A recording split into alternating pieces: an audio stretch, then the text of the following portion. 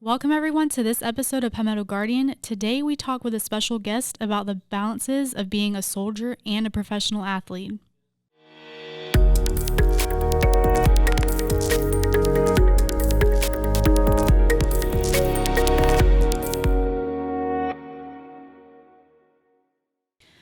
Welcome everyone, I'm Sergeant Chelsea Baker. I'm Sergeant Tim Andrews. And this is the first full week of November. Yeah. It's crazy. Time is flying by so fast. Yeah. This year has gone by way too quick. Yeah. The older you get, the faster it goes by. Yeah, and I'm not that old. So imagine when you're like in your 40s and 50s, it's just going to blink of an eye. When I get out of the guard, I'll be like, oh, it was just nothing. It was just so quick. So, recently, Joint Force Headquarters, we did our PT test. I don't know, did you guys do your PT test for October? We did on an airport tarmac. Okay, how's that? It's pretty good. Yeah. It just started to rain. It started raining, so it was it helped people like, okay, I probably need to speed up. Yeah. Unless I just want to get this soaked. done and over with. Yeah. That's funny. Yeah, we always do ours at McCready Training Center around the track that goes like around the fields track. And all that. Yeah. It's actually really good. Yeah, it's not too bad. Other than the curves. Yeah, I hate when you get to the back and you're going around the one curve where the tunnels and stuff are, and you're like, okay, that's the final stretch, and then you realize you still have a couple more yards ahead of you before you get around the full curve. You make that right turn and you see that softball field, softball fence, and it's like, oh man. Yeah, a lot of people don't like it. I mean, I don't mind it. I would rather do that because it's 2 times around than to go on a quarter-mile track and have to do that, like 8 times or something like that. It's just too much. It becomes monotonous. Yeah. Well, since we're on the topic of running. Yeah, I know. I don't like running, but we have a special guest today that loves running. So she's here to talk about what she does in the civilian side and how she balances what she does as well as with the Guard.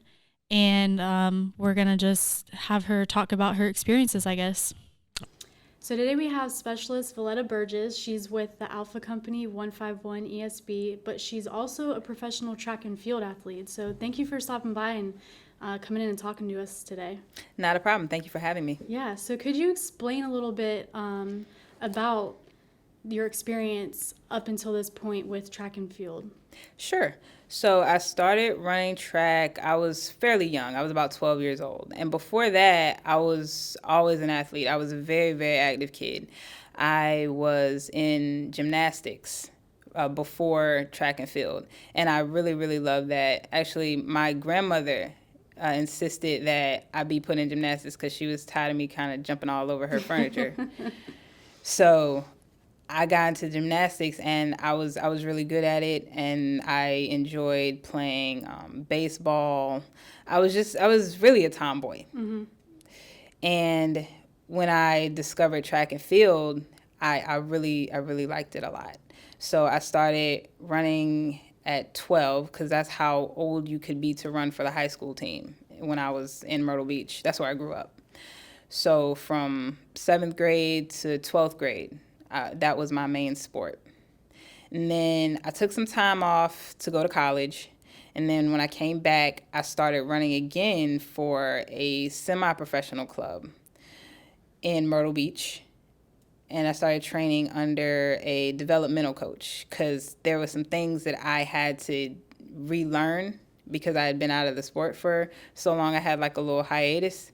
So that developmental coach was really helpful to me. And then I started to get back into it, and then I got stronger.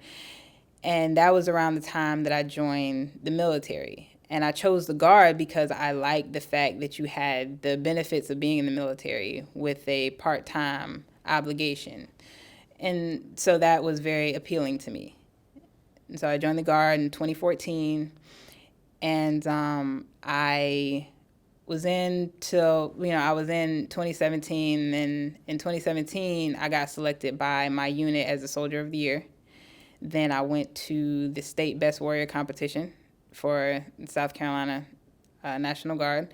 We were there with National Guardsmen from the Army and the Air Force. So that was pretty cool. It was a pretty good experience. And then after I did that competition, I went to Europe with the 742nd from March 2017 to December 2017. And then we came back around Christmas time. And so in January, February 2018, I started training again under a new coach because I had moved. And from there, we really started to, his model, his philosophy really worked with me as an athlete. And that's really important. You want to get with a coach who has the same philosophy as you do as a coach and as an athlete, so you guys can work well together. It is a working relationship, if you will. So you want whoever you're working under to have the same drive and the same ambitions as you do. And that's one of the things that's really helpful about the coach that I'm working with right now. So we decided that we wanted to go to the national championships that will be held in March of 2019. That was going to be in Winston-Salem. And that was the USA Track and Field Indoor Masters National Championship. Now, my race is the 800. I don't know if I mentioned that. And we trained for that race, and I was able to go to Winston-Salem and win that. So that was a big deal for us. We were very excited. It was the first championship that I won with him. So we were really happy about that. Well, around that time, in April, my training I had to work around the fact that in April I got sent to BLC. And in BLC, you're confined to the training center. Mm-hmm. So that kind of threw a little wrench in the plans. But, as a soldier, one thing I've learned is you just adapt to it. So after class, I would go do my workouts. We were in constant communication.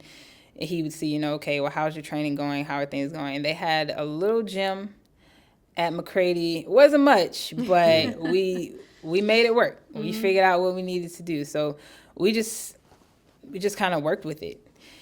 Then after they released us, after about 3 weeks, we were trying to get back into training. But the following week, I had orders to go to reclass school, which was right back to McCready Training Center. Mm-hmm. Now, the good part about reclass school is they give you a little more freedom. Mm-hmm. So I could leave at the end of the day to go to Fort Jackson, get my workouts in, and I could meet with him because I wasn't so far away. I was right at McCready, which is still in the Columbia area. So we worked around it, we worked hard, and we just did what we had to do. The meet before I went to Worlds, he wanted to try to get me into a meet so I could at least have some practice, because it's not really good to have a long time without meets, especially if you're trying to get to a World Championships. So we went to New Jersey for a meet that my club put together. And they had some top-notch athletes. And I get there, and we don't do well at all. I came in dead last. And we were like, all right, well, okay, well, let's look at what happened. So my season was pretty much cut short. I didn't have an outdoor season because I was in training for 3 months. So that's something that you can't help. But what did we learn from this? So we took what we learned from that meet that didn't go so well, and we got back into the lab, and we talked about it, and we got back on the track. He knew, because my coach is very smart, he knew exactly what I needed to be ready. And because I was already a national champion, I had what's called a bye to World Championships. So I didn't have to have an outdoor season to qualify, since I was already an indoor national champion. Does that make sense? Mm-hmm. So I knew I was getting in to that World Championship. We just didn't want to lose. You know what I mean? So we really put our heads together, and I worked hard, he worked hard, and we went to Toronto. And it was really aside from the fact that we did win gold, it was great to be able to put on a USA uniform and represent the country, because people take notice. You know, when the United States comes somewhere, we have a reputation for being top-notch athletes. We only send the best. So it's some pressure, no matter where you go. You know, you got people they're looking up to you, and then some, they want to beat you. So you got to keep your head in the game, and you can't let the outside influences really affect your performance, because that can happen. So we went there and we won gold. We're very, very happy about that. And because it was a world event, the Team USA has what's called a world medal count. So every time there's a world event where USA is competing against other countries, they keep a tally. And people know about it, especially if you follow the Olympics, but they keep a tally on that year round. So for the entire year. And I got to be a part of that world medal count for 2019 for Team USA. So it's really exciting. Yeah, that's awesome.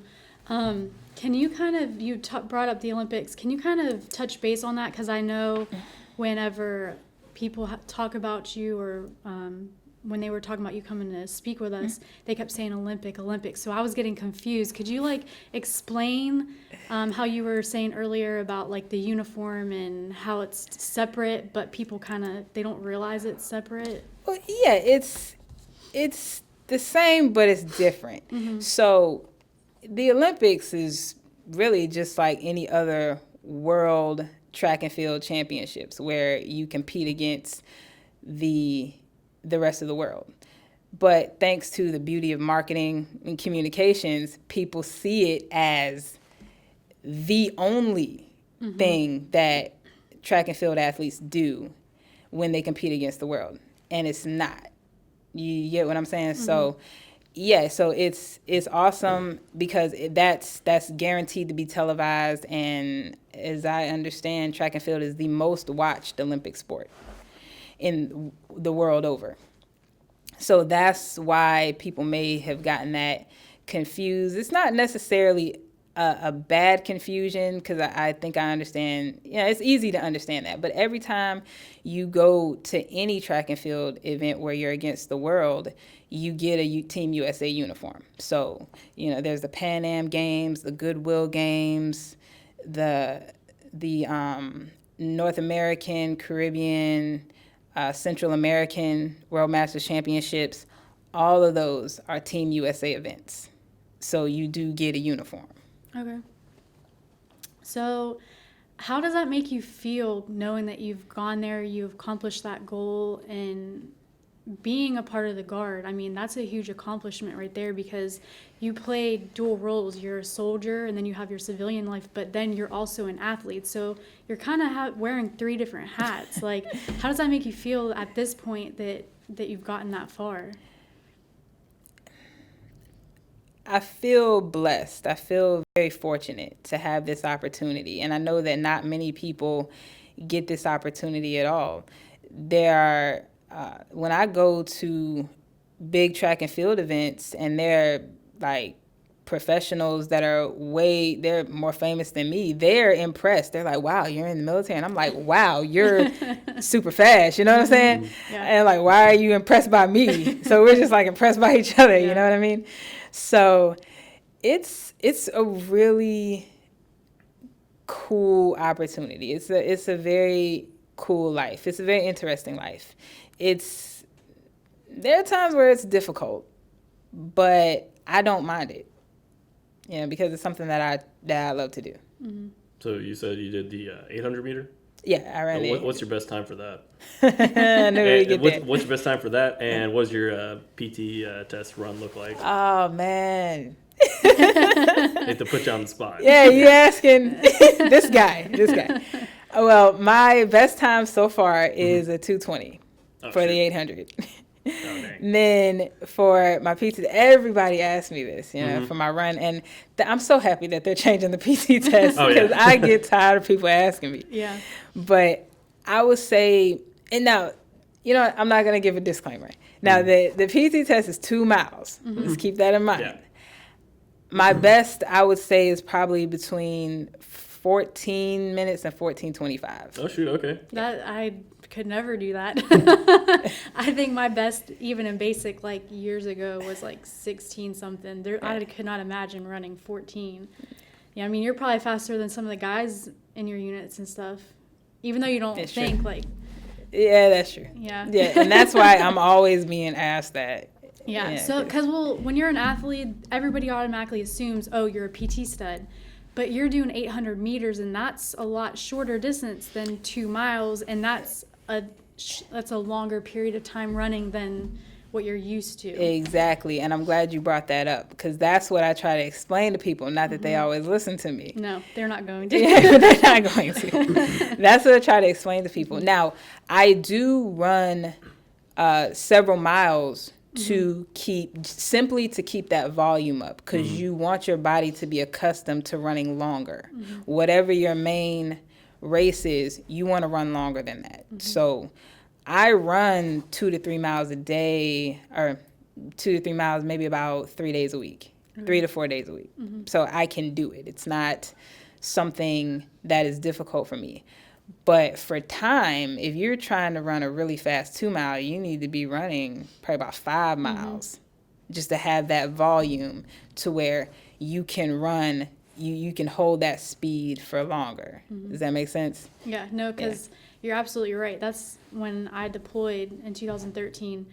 One, it's hot, so that kind of helps in a sense. But two, I was running 4 to 5 miles, and that cut off so much time, and people don't realize it. Just sticking to the 2 miles, you're not going to progress unless you go more than what your body's used to. Exactly. So, but from training for track and field versus, do you have to do anything different to prepare for a PT test, or are you kind of just, since you train year round, you're able to just go and take a PT test with no issue?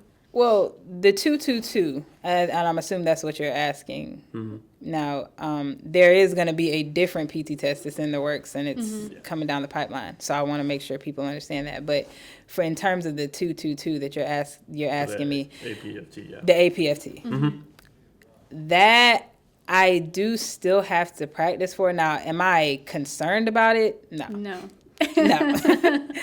But yeah, because push-ups and sit-ups, you need to practice that. You know, you need to get your body accustomed to, hey, this is what we're going to be doing for a while. So what I'll do is probably about 2 to 3 weeks out, I'll just start doing push-ups and sit-ups, because that's not what I do normally. Now, do I lift? Do I run? Do I do movements for track and field? Absolutely. But push-ups and sit-ups, you have to practice that. So that I do that to practice. Bringing that up, what is what does your week look like for training and stuff like that? That and also nutrition. What do you do for that? Exactly. Ooh, great questions. Thank you. So my week consists, well, let me just say this. It depends on where I am in my season, in my cycle. But we can start with now. It's September. It's early in the season. We have not yet started to do work on the track just yet. Okay. But since August, I've been training. So I'm in the weight room, and I do my volume, which is what we talked about earlier. You want to get that volume up early. So let's see, Monday, Wednesdays, and Fridays, I train right now 2 to 3 times a day. Oh, wow. So that is weight room. Well, before that, I get up, do my morning run. Oh, okay. Then I eat. Then I go to the weight room. Then I eat again. Then we work on track fundamentals. So form drills, things like that, things to get my body ready to be back on the track again. Now, do you guys do anything with sleds or anything like that? Yes. Like resistance? Yes. You just take off? Yeah, resistance is definitely important. We haven't done sleds this season yet, but we do that. Okay. Yes. That is a part of the training. You asked me another question about nutrition. About nutrition as well, yeah. So the biggest thing about nutrition for me is energy. I expel a lot of energy during the day, and when you expel a lot of energy, you get sleepy. And I can't sleep all day. You know what I mean? So I actually recently got with a nutritionist, and we talked about foods that will keep my energy up so I can do what I need to do, and I can stay awake, stay alert throughout the day. So in the morning, that's oatmeal.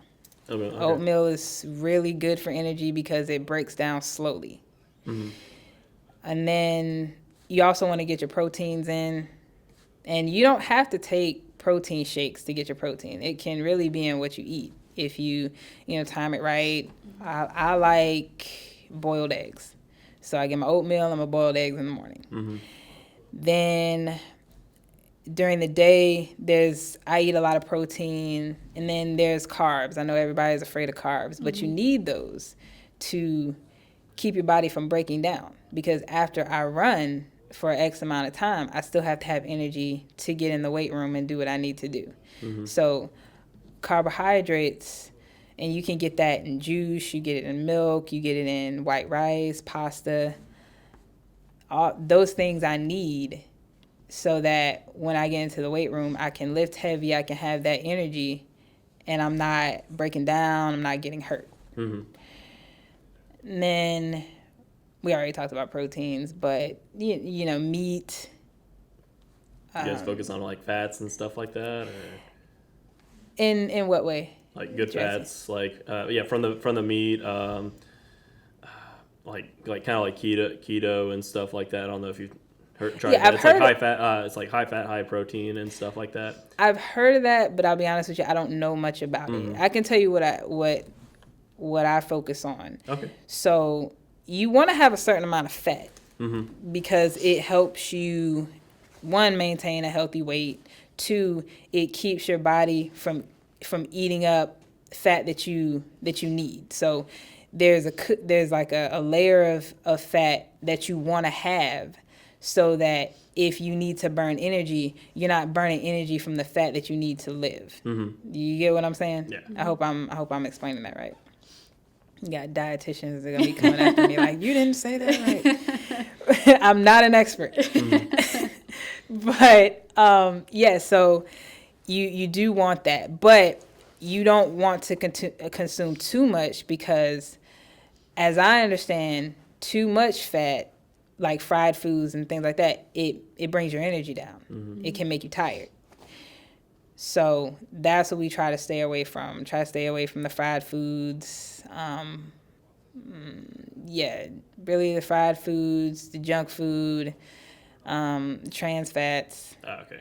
That sort of thing. And I'll ask you one more question about the nutrition. Absolutely. Sally, what's your favorite like cheat meal or post-workout meal or anything like that? Ooh, good question. I love pizza and I love cookies. Okay, can't go wrong with that.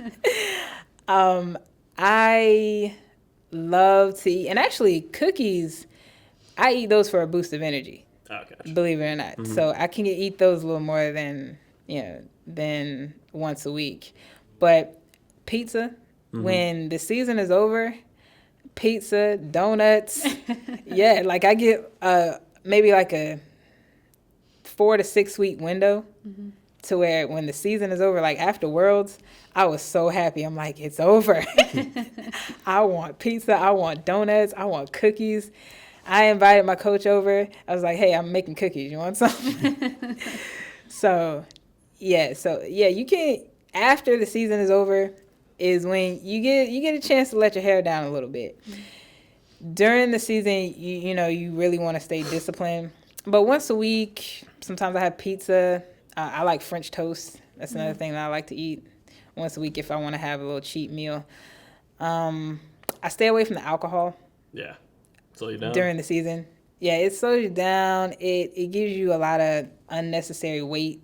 And in my sport, weight is really important. Okay. Because you want to be a certain size so you can get around the track good. Yeah, you beat me to that question. I was going to ask because you, I did cross country in high school and stuff like that, and I was more of like the heavier set kind of, not like fat or anything, but like heavier set guys versus like the you're thinner a solid fellas, guy. and you're like, oh gosh, like they're just gliding through, making like 17, like having a 5K, making like 17-minute runs, and I'm like, that is fast. How the heck are you doing that? Yeah. But they I don't was have gonna ask you anything. about the weight and stuff like that. They have nothing to move. Yeah. That's why. But yeah, if you watch the distance runners, the serious distance runners, like the Olympic guys, like your Bernard Lagat's, your Mo Farah's, they are skinny guys. Mm-hmm. They're really skinny guys, but they're very strong guys. So you see them, they're not super big, but they can move, and they're running fast. And then you have your pure power sprinters, and they're very, very cut, super muscular, big legs, because they need that. Yeah. Right, they need that for that engine, because they gotta cover ground fast. They don't have all day like the distance guys do. They gotta cover ground. They gotta cover it fast. They gotta get there. So that's where your engine comes from. Your legs, your hamstrings, your glutes. Gotcha. Yeah.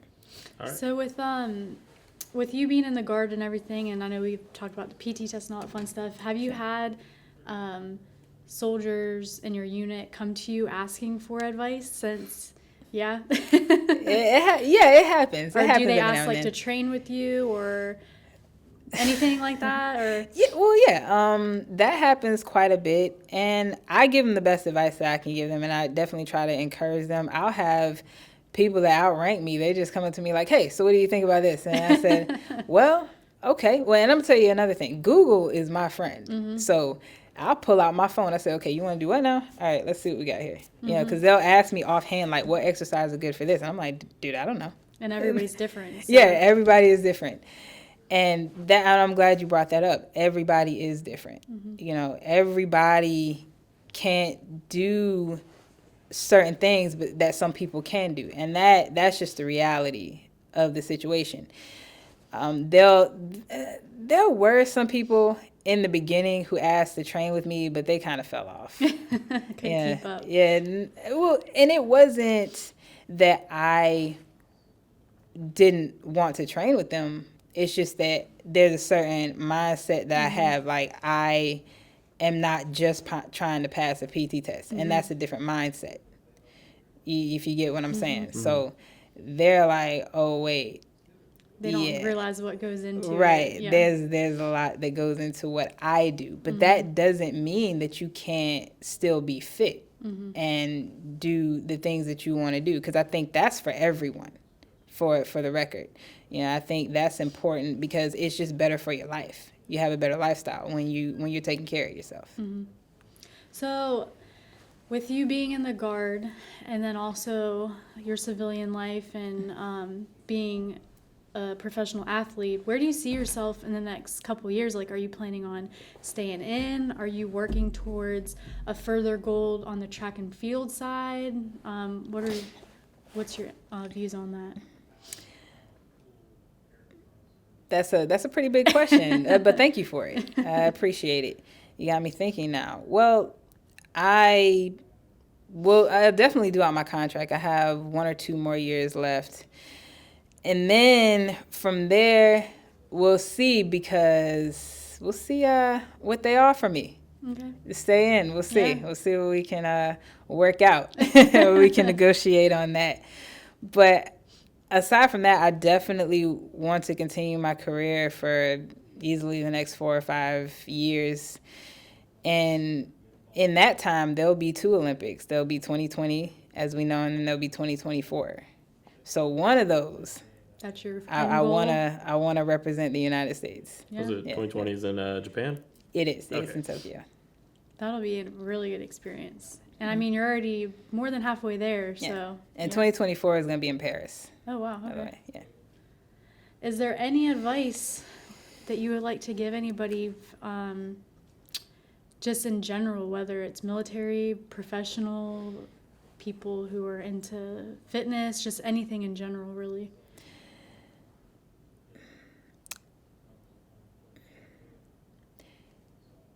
Enjoy what you do. I truly, truly enjoy what I do. Don't do it because you want to be better than somebody else, because that's not going to last long. You want to be, if you're going to be an athlete, if you're going to be a soldier, you want to be soldier as an athlete. You want to be that from the inside out. It's got to be in you, not because you're chasing medals, not because you want to be better than somebody, not because you want to have quote unquote power over somebody. Do it because you want to be better and you want to make someone else better and you want to help this world be better. That's very, very, very good. I really like that. That's good. I was not expecting that, but I'm glad that that's what you said. Well, hopefully in the next year or 4 years, we can have you come back and you will have some medals that you can share with us, because that'll be awesome. But thank you so much for taking the time to come in and talk with us. And I enjoyed your story. I mean, you're doing a lot. So, thank you. Yeah. So that was some really cool and fun information from Specialist Burges. Yeah, that was really insightful. I never would have thought. I mean, we watch the Olympics. We watch all these. Stuff on like ESPN or sports events, and I don't think we really think about all the. We just like seeing the highlight, like the highlights of like ESPN, what they've got going on of like top 10 or whatever. But we never really think about what the training is like and how much time you got to put in to get that for the end result of what you get out. Yeah, and it's kind of cool that like National Guard is viewed as 1 week in a month, 2 weeks a year, and we're citizen soldiers. Like we have our military, we have our civilian life, but then there's people who have all these different curriculums in between that. There's people who have families, so they have kids they take care of. There's people that are in school, so they might be in school, have a full-time job, and in the Guard. And for somebody to be a pro athlete on top of that is just crazy to think. And it's like anything is possible, really. And so I think it's cool that she has a very unique story, and she was able to come in and share with us her experiences and everything. Because, I mean, that's a lot to have to do, like the training and getting up early to make sure you're getting all your runs in and all your other training, and then you're eating, and it's a lot to have to do. Then she was talking about when she went to BLC, and she, on top of going to BLC, having to do our training, which I mean, there's not the trek other than the 1 mile loop. Then she's having to do training there, and BLC, I mean, it's time consuming. And you have a lot of work to get done in a short amount of time. Oh gosh! And then then after that, you gotta have that motivation to go train afterwards. Exactly. That was I really never would have thought about that, and especially having to, like, I've been to BLC and all that stuff, so having to then do like PT or training afterwards, and also she has to get in all the right food. I guess she's not going to get as much sleep as she would think she'd get, but yeah, I never would have thought about that. Yeah, it's awesome. So if you're listening or watching and you have a story, I mean, we do the Know Your Mill videos. We've had different guests come on with unique stories. If you have a unique story, or you know somebody that does, reach out to us. We want to tell your story. That's what we're here for. We're storytellers, telling the story of the soldiers and airmen of the South Carolina National Guard. So we would love to either do a podcast and do a sit down like we did with her, or we can do a Know Your Mill video where it's more of a one-on-one interview based, and get your story out there. And also those who are listening or watching, please like, comment, and subscribe so we can get feedback and improve and just get more content out there. Yeah, exactly. And we're still reaching for that 500. I don't think they want to see a bloopers video. Like, I figured that if we keep mentioning it, they'll be like, yeah, we want to see bloopers, like behind the scenes stuff. And I guess they really don't want it. So we got to keep pushing for it. Yeah. But again, like Sergeant Andrew said, make sure you're liking, subscribing. And we're still revamping the YouTube. Hopefully here in the next couple weeks, it'll be exactly the way we want it. And it'll be easier for you guys to find videos and stuff like that.